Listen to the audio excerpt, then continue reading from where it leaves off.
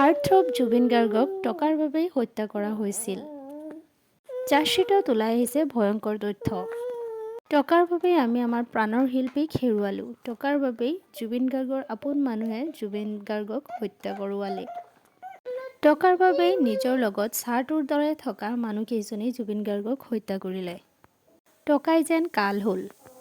এই হত্যাকাণ্ডত জড়িত হৈ আছে অমৃতপ্ৰভা মহন্ত, শ্যামকানু মহন্ত, শেখৰজ্যোতি গোস্বামী, সিদ্ধাৰ্থ। এই চাৰিজনৰ বিৰুদ্ধে হত্যাৰ গোচৰ ৰুজু কৰা হৈছে।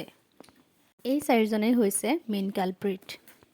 জুবিন গাৰ্গৰ হত্যাকাণ্ডৰ লগত জড়িত ইতিমধ্যে যিসকলৰ বিৰুদ্ধে হত্যাৰ গোচৰ ৰুজু হৈছে, ইতিমধ্যে চাৰ্জশ্বিটত আৰু ভয়ংকৰ তথ্য উন্মোচিত হৈ আছে।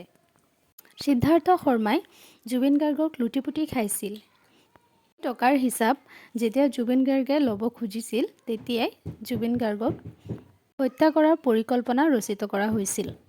সমান্তৰালকৈ নৰ্থ ইষ্ট ফেষ্টিভেলৰ উদ্যোক্তা শ্যামকানু মহন্ত। জুবিন গাৰ্গক বৃহৎ পৰিমাণৰ ধন দিয়াৰ বাকী আছিল।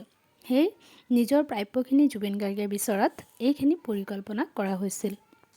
শ্যামকানু মহন্তই বিভিন্ন ধৰণৰ অজুহাত দেখুৱাইছিল আৰু কোনো ধন দিয়া নাছিল জুবিন গাৰ্গক।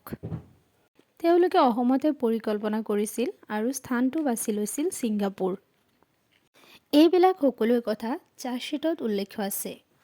SITৰ তদন্তত এইবিলাক সকলো কথা উন্মোচিত হৈছে। শেষতে জুবিন গাৰ্গক ইয়াতত লৈ গৈ পেলাই সাগৰত অৱহেলা কৰি পানীত এৰি দিলে। আৰু জুবিন গাৰ্গে তেতিয়া কৈ আছিল, মই এইবিলাক ভাল নাপাওঁ, লাইফ জেকেট পিন্ধা নাছিল, নানামো। কিন্তু সিহঁতে উচটনি দিছিল জুবিন গাৰ্গক আৰু উচটাই পানীত নমুৱাইছিল। আৰু তেওঁ যেতিয়া ভাগৰি গৈছিল, তেতিয়াও সেই ভিডিঅ'বোৰত দেখা যোৱা মতে কোনো তেওঁক হেল্প কৰা নাছিল। তেওঁ ভাগৰি পানীতেই বমি কৰি দিছিল। আৰু সাগৰক ভালপোৱা মানুহজন সাগৰতেই এনেদৰেই শেষ হৈ গৈছিল।